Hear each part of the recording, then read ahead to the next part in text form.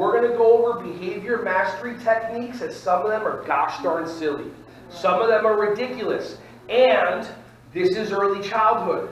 So this is not behavior management or behavior mastery for you. It's supposed to work with the 2 to 5-year-olds. If it doesn't make sense to you, that's fine. You're not 2 to 5. It's not supposed to, and it will make sense, and you're going to get opportunities to try out some of the techniques here.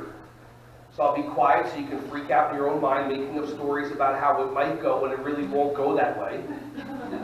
Which is, by the way, 95% of your worry is worrying about things that might go wrong that usually most likely never will. How is worrying benefiting you? How many of you try to be in control of anything, including yourself? How many of you have learned through life and experience there's no such thing as control?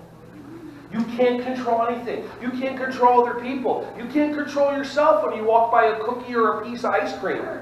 Or whatever. You told yourself you're not supposed to. And then you look at that thing that you're not supposed to eat. And then you're right about it. I'm not supposed to eat that. And then you make yourself wrong that you know you're not supposed to eat that. And you're right and you're wrong and the circle's complete and you eat the cookie and you don't get to the weight that you want. Hey everyone, thank you so much for watching my videos. Ron Schwally here. Just wanted to say I appreciate you. Feel free to like, subscribe, and click on the bell if you want to see more videos coming your way to be alerted.